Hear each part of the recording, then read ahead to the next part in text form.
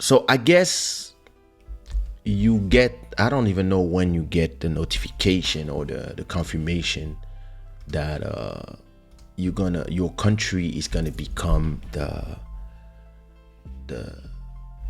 the host of the World Cup, right? That's the first thing. The second thing is, I believe that in this woke world where everybody is waking up to give lessons to others, especially countries, people are forgetting that the world events like the Olympic Games or the, you know, or the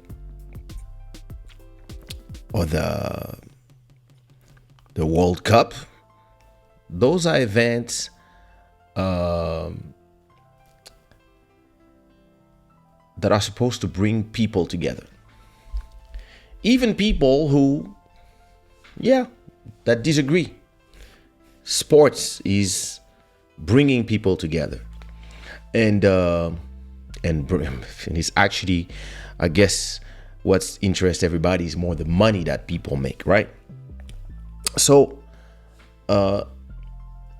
back during the World War, all the countries went to Germany, to Nazi Germany, to compete for the World War. And at that point, it was like, hey, listen, the concept of the Olympic Games, the all these World Cups is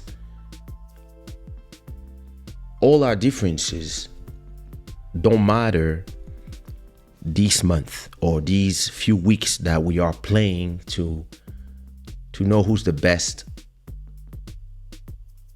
in terms of sport, and we are respecting each other, and then everybody goes home and continue whatever they were doing. That to me was a spirit. And now it feels like, we're in a world of people who love to give lessons. And so did the world discover that the Qataris were...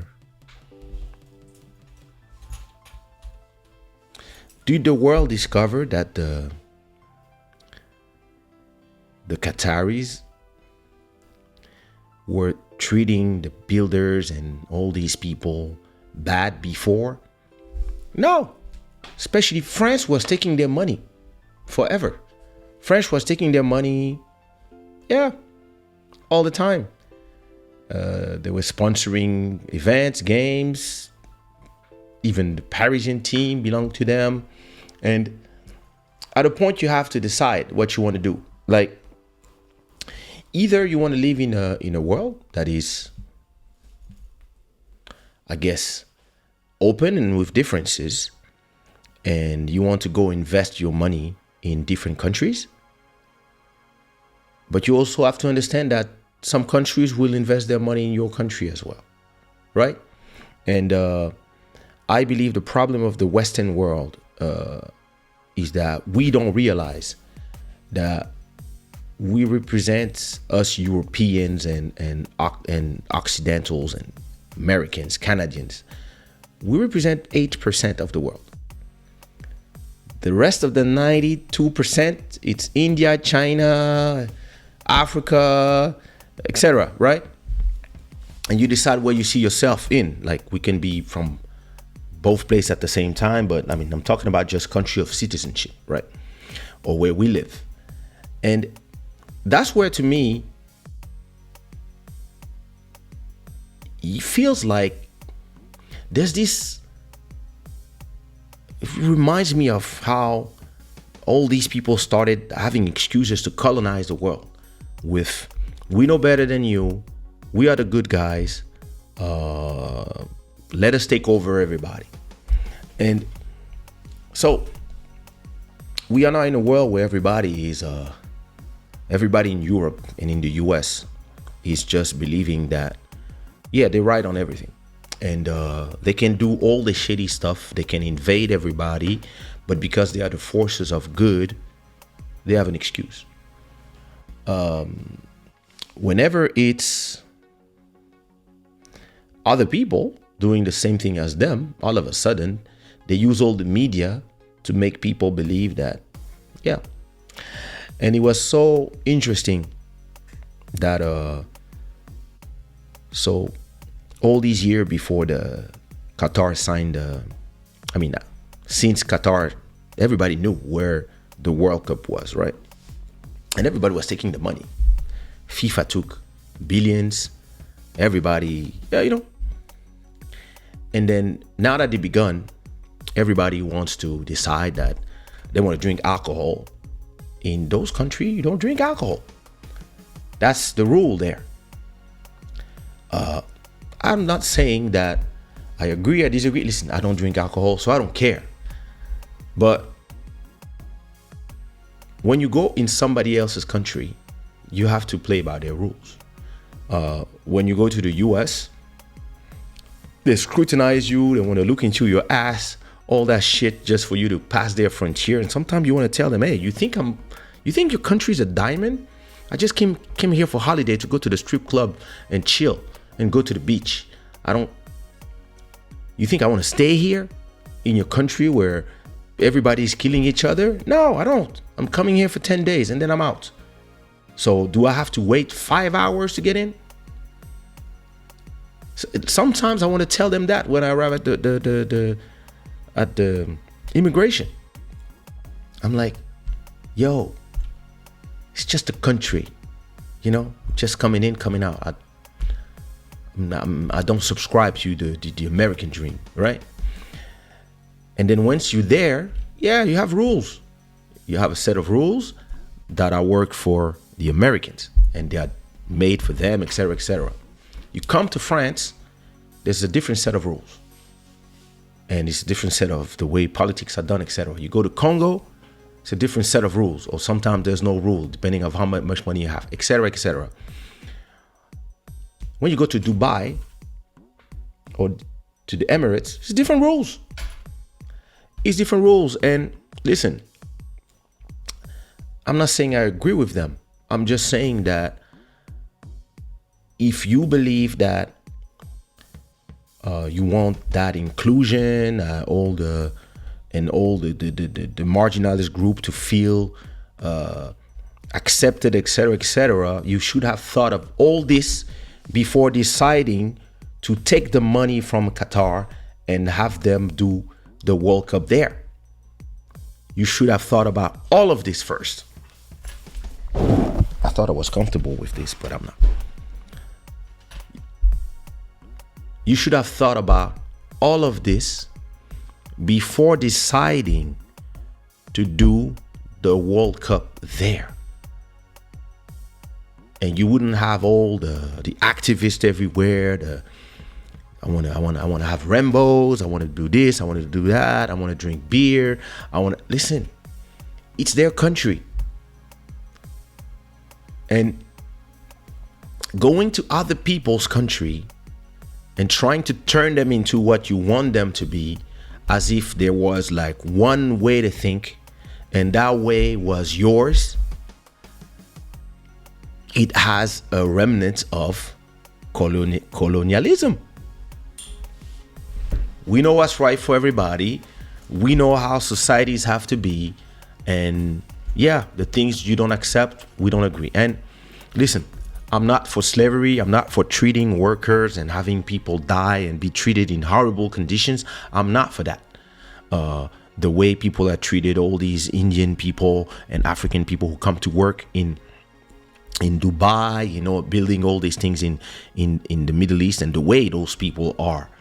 I mean, not all of them, but the way some people treat other humans is despicable.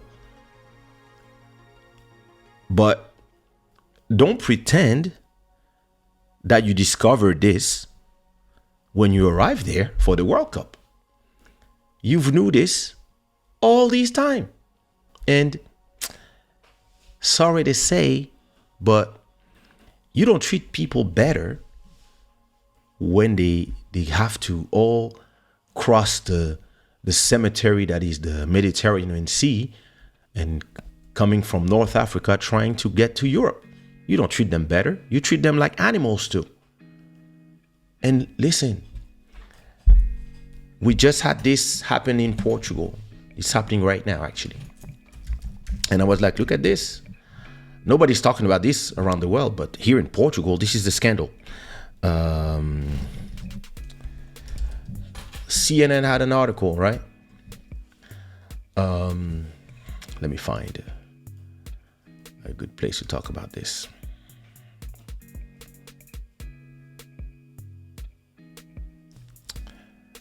No, not this. I think it was on CNN. On CNN Portugal. Wait. That was crazy. I was like, oh, look at this. All right. So it's happening right now in Portugal. There was a ring of people in Portugal that are in a region called Alentejo. So that's the rural central part of Portugal, if I'm not mistaken. And a lot of the people, they take all these Indians and they make them live in horrible conditions. Like the image you see here, they all live like 10, 20 people there, no water, no hot water, and it's crazy what's happening. So of course the police dismantled a whole group of people that were actually doing traffic of people and slavery in Portugal, in Europe. And listen, two wrongs don't make a right. Saying, I'm not trying to say, since you do it, who cares about what? No, it's not this. It's stop pointing fingers on other people when we see how you treat people. People in France, some people don't have a choice. They came here, they're trying to get papers, and they're trying to get a decent place to live. They live sometimes in a 9 meter square, and they make them pay 700 euros to live in a cave with no windows in Paris, the most beautiful city of the world. Under that city, people live like rats. Humans have treated other humans like shit forever in this world. And all these journalists that are pretending that once they arrive in Qatar, they want to do justice, take a look at where you live as well. That's all I'm saying. It doesn't mean that what's happening in other countries is right. It just means that stop pointing fingers as if you were perfect. That's my opinion.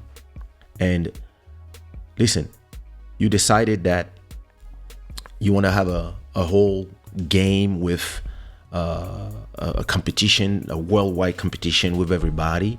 Well, let's do competition with everybody. And yeah, have the Russians be there, have the Ukrainians be there. And listen, it used to be those times where those who are in conflict on the field of sports, we left all this behind, and it was the camaraderie of sports. And I don't know why people are doing as if like the war in Ukraine is the first war that ever happened in the world. We have wars in Congo, you don't care. There's wars in Sudan, you don't care. There's lots of war here and there, like people are stomping on the one country, I think it's Azerbaijan. It's between Azerbaijan and another and the Armenians, I think. One of these countries are doing exactly the same that Russia is doing to Ukraine, and nobody cares. Why? Because they don't have an investment or whatever the reason. Listen, miss me with all that shit. If you knew that you didn't accept the whole thing, then in this case, Either you decide to not cover from the get-go, either you decide to not take the money or not do the competition there and change the dates from the summer to the winter just to accommodate the people. That's money. So if you took the money, you take the money and shut up. Don't be a mercenary when the money comes and then all of a sudden you are virtue signaling once the competition come and everybody's like, oh, what you mean we can't do this? What you mean I can't kiss my boyfriend if he's gay? What you mean I can't drink alcohol here? What's going on? Yeah, it's Qatar. Oh, you don't check the rules of countries when you go there? Like you believe that when you arrive somewhere, you can just walk around and pretend like you're an embassy and rules don't apply to you? Why do Occidental people think that when they go to other countries, but when those people come to your country, the first thing you tell them is that you have to speak French. You have to assimilate. You have to be like us. And what? But when those people go to Africa, they live together. Even when they go to the US, even here in Portugal, they all go to Pinhal Novo or to Shada, and they're all between French people. I see them. I hear them. Some neighborhoods now, you go, everybody speak French, and you're like, oh, you're all together here. That's communitarism. Wait. Back there in France, communitarism, now it means that you're a terrorist. But that's exactly what they do when they go to other people's country, and they don't understand when people do it in their countries. Please, listen.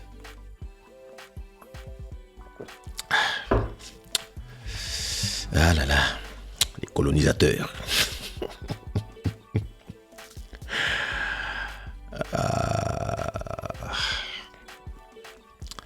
Free thinker, what up?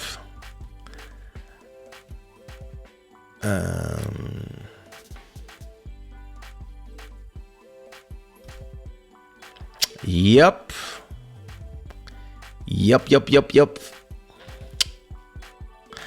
I think mostly Westerners live in a bubble and believe their way of civilization is the only way or the best way. Listen, it might be the best way, but it's yours.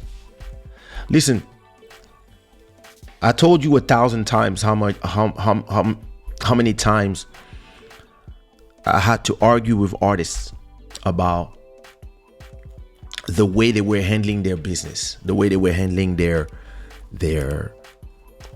careers. And I knew the right way to do it. But they would tell me, hey, we understand your way. It's not the only way. And I was telling, no, it's the only way. It's the best way. And it was like, no, it might be the best way to you, but I want to do it differently. Some people, yeah, they want to trick the system. They want to fuck their way to the top. They want to bribe their way to the top. They want to bully their way to the top. I was like, no, let's do it honestly and let's take our time. It might take 20 years, but in 20 years, we're there. And some people, no, they want to do it in 1 year. And you tell them, ooh, you might burn yourself in the process. And they're like, no, I know, don't worry, I'm Icarus. And then, yeah, they burn themselves and you look at them, you're like, I told you. But listen, I stopped telling myself that I need to be the guy saying to people, I told you. I stopped having that stress because actually everybody decide for themselves. I don't go to other people's house, my neighbor's house, telling them how to raise their children, what to do, etc. If somebody asks me my opinion, I give my opinion. If once they have my opinion, they're still going to do what they want to do. I don't decide for them. The Europeans and the Americans have these habits of wanting to tell everybody, yeah, how to do everything. Because they used to be the rulers of this planet. And in a way, they still, they also think they are the morality police, but can't even call out their own police or governments. So to me, it's pretentious. Yes, pretentious. I was wondering what's going on. There's a rainbow in the sky in Qatar. I'm sure they're trying to catch the rainbow. Well, listen, is their country. I believe that we have to let every country move at their own pace. And listen, some people, they are not interested in our models of society. Like, and listen, our models of society are a little chaotic these days. So some people are like, nah, we don't want to have gilets jaunes and all that stuff. Some people tell, nah, we prefer controlling our people. Hey, we don't live there. So do we want them to advance as a civilization? Yes, but advancing, does it mean following us, or it means just advancing in their way? You see what I mean? Listen, I believe that my choice of careers took me to a good place for me. But some people might say, hey, listen, you should have done that, you should have done that, your price should have been that, whatever. And I can't say nothing other than, listen, it's your opinion. What am I gonna do? You see what I mean? Why should we treat any country that doesn't have democracy the way we see it? Why do we have to force democracy, the English language, our version of the internet to everybody? When, listen, we've seen what they do sometimes. They're going to use it against you. So yeah,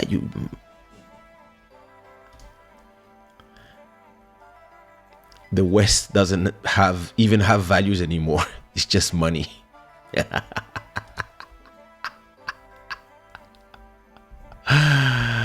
We learn to dodge a bullet or two or incorporate into a dance move. Hey, rules are rules, period. Every country has its own rule.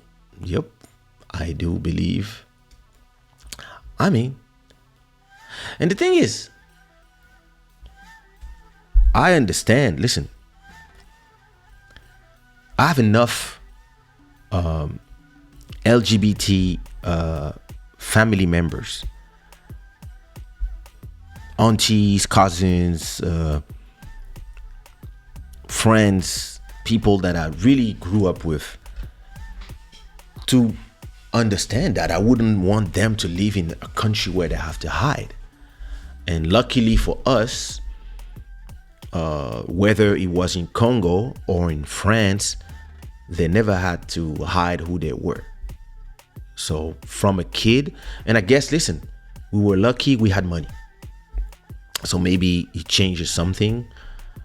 But yeah, I mean, I'm sure they have stories to tell, and I'm not the one, it's not my story to tell, but yeah, I wouldn't want them to live in countries where somebody would cut their hands because they are what they are. And there are some countries in Africa where it is still prohibited by the law and it's a crime, and others country, and it depends where you go, right? There are hate crimes everywhere.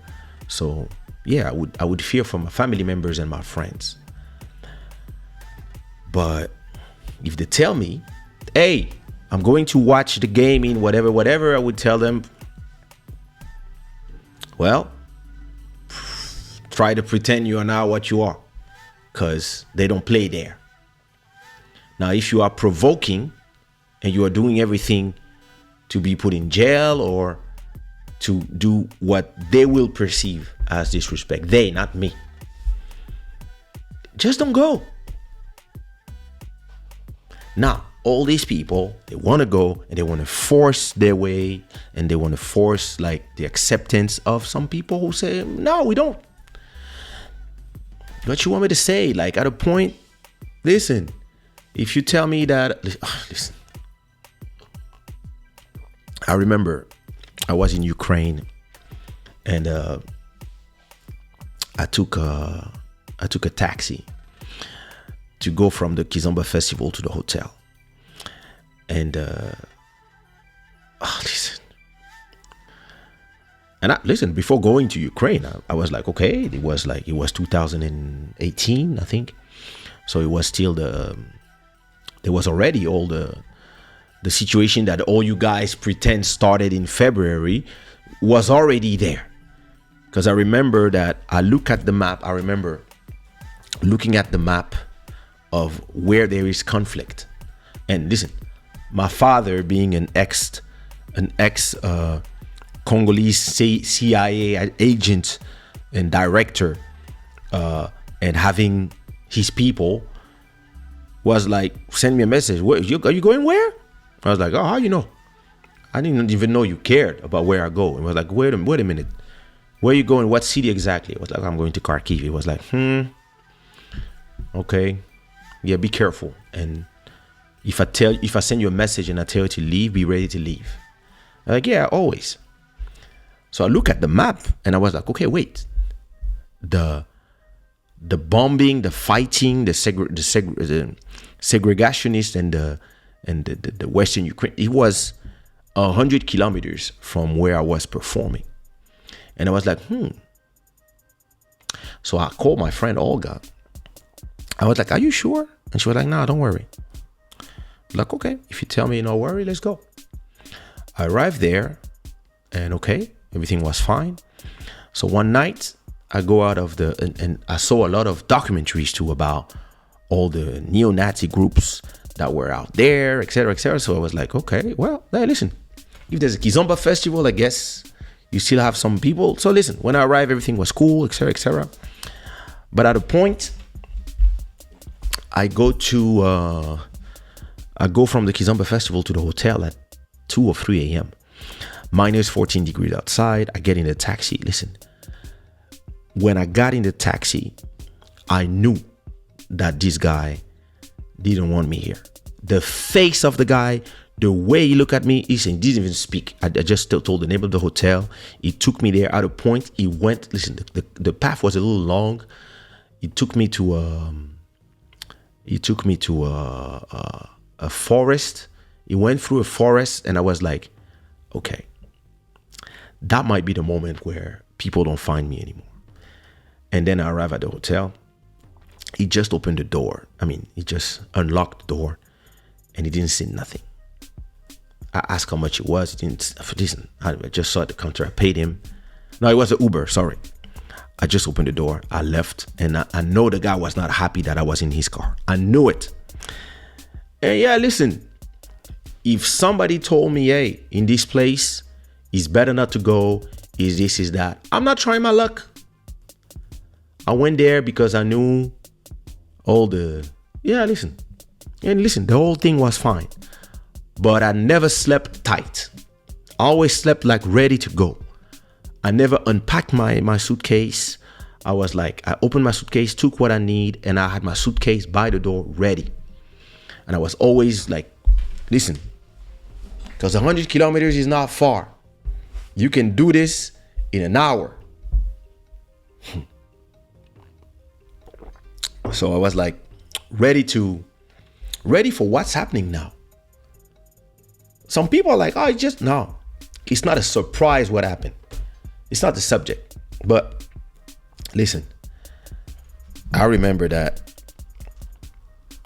I was just like, yeah, this place is smelling bad. Something's gonna happen. I didn't know when, but I was like, yo, this is And yeah, I remember I was looking at the map. I was on Google Map. Wait, let me go to Google Maps. I'm going to show you exactly what I was looking for. So I was on Google Maps looking at, okay.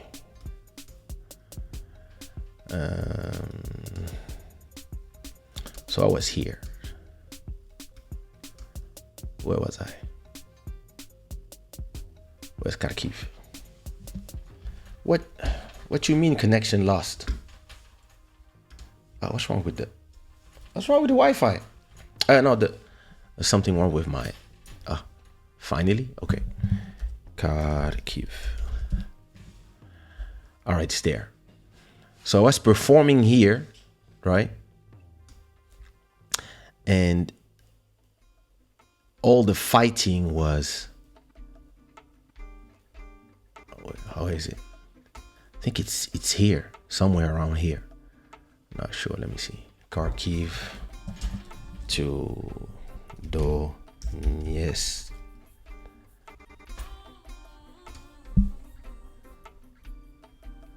Yeah, you see?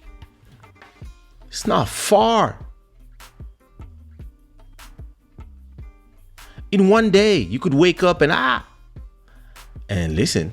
Hey, sometimes you go perform in places, and yeah. Listen, there's some places in Congo that, I would love to go and perform, but sometimes I'm like, listen, I'm not sure. I want to go in some places, and it's my country.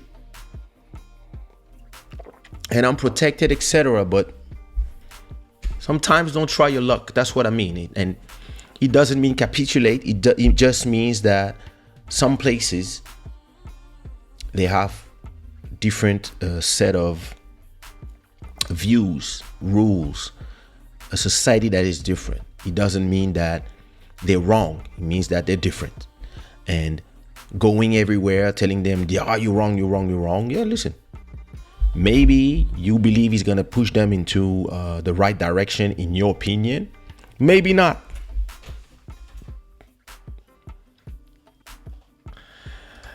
Exactly what I said. There are places I won't visit because I know the way they do their things there and I'm not comfortable with it. So it's simple for me. I don't go to these places. And I don't take their money when they want me to do something. You see what I mean? Weed is legal in Canada, but I don't judge country where it's illegal. I don't go there and try to force them to change their rules. When I'm there, I have to respect where I am. Yeah. Totally agree, Kaysha. This has been known. I know when I saw that when I was talking about it, but I know it was about something. For me, it's more than just not wearing clothes with rainbows. They kill the LGBT community over there. We can close our eyes or think it's their religion. We know it's not the religion. But it's the same thing. It's not about the clothes. Yeah. They kill people. Some people, they don't accept it. You cannot force people to accept it. Listen, to give you an example, a counter example, Julie. Here in Portugal, it's a Catholic country. And there's a lot of people that they bought apartments. There's a lot of people who have, their wife have the veil, the Muslim, etc. And nobody cares. And I mean, people live the way they live, right? In France, it's been 40 years since I arrived in France that I'm hearing the debate about Muslim girls having the thing, it's oppression, it's this, it's that. And even when the girl tells you, hey, I'm not oppressed, it's my choice, it's for God, blah, blah, blah. They don't care. They don't want. They're like, no, you oppressed. Now, the same people, they want to go to Iran, for example, which is a full metal jacket Muslim country, and the girl from Air France, one of them arrive and say, oh no, I'm not wearing nothing on my head. I'm a free woman. Why did you come, bitch?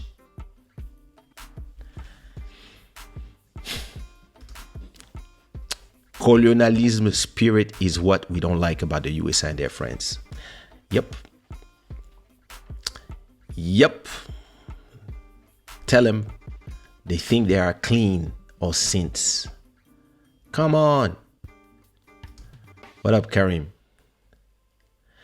There are some countries I personally don't want to visit because of their shit values. Yeah, me neither. I'm not trying to go there and change them. I'm going to let them change themselves. And then I'll go. See what I mean? Listen, some places are war torn. You think I want to go there? For what? No, I'm going to change them. No. I'm going to let them figure it out. Malcolm Beast, what up?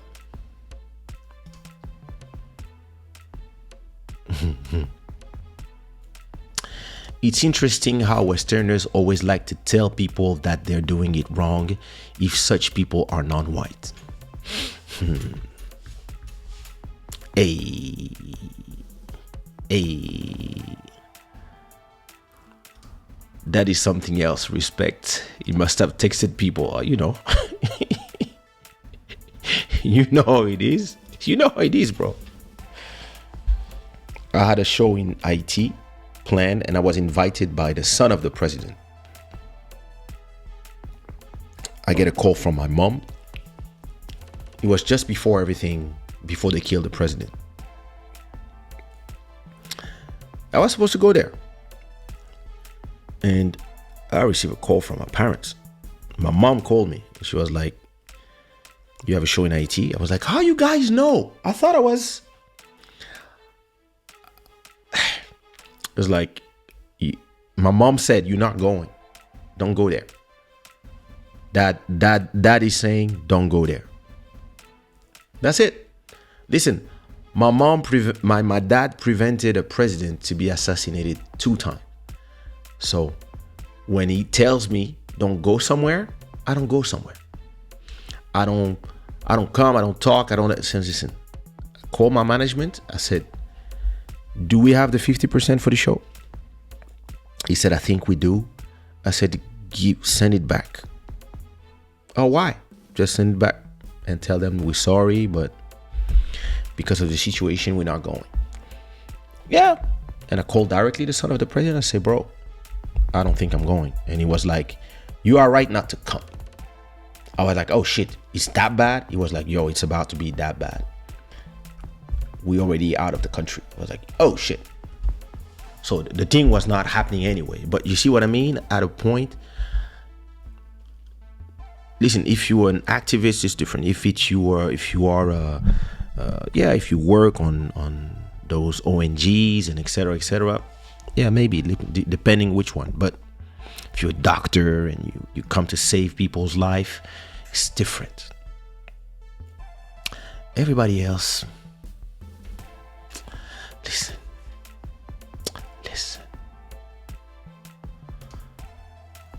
Bro.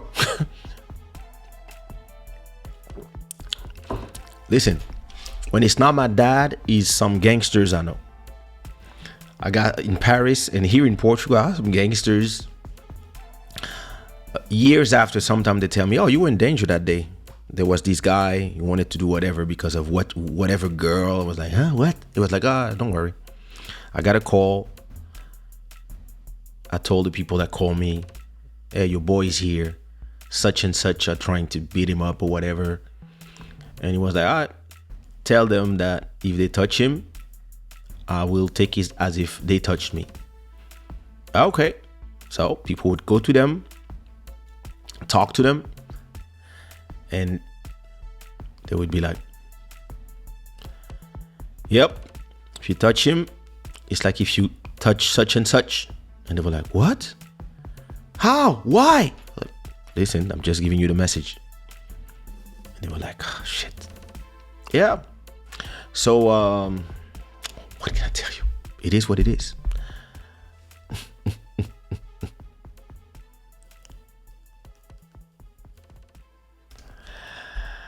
What's up? My husband wants to visit North Korea, and I keep telling him that I'm not ready to be a widow. Oh my God. Listen, I don't know. I don't know how it is. Most people went there. It was fine. It's just different. But listen, never been there. I don't know how it is. But there was a YouTuber that went there, and he did a YouTube video about. But of course, they knew he was doing something for YouTube, so they let him be and etc. But yeah, those are places that, I don't know. If they invite me officially, the president says, "Listen, I love Kizomba. I'm your fan. I want to invite you." It's the president. Call my dad. Hey, Dad, what you think? And he's going to be like, "Oh, Kimmy? Yeah, I know he's a kid. Don't worry." That's what my dad's gonna tell me. Whenever I go to a country, my dad say, "Hey, call uncle, whatever." So I go to those countries, I call the said uncle, and most of the time it's like a prime minister, an ambassador. Sometimes it's the president of the fucking country, and I'm like, Dad, you didn't tell me. He was like, yeah, that's my friend. Don't worry. So hey, it is what it is.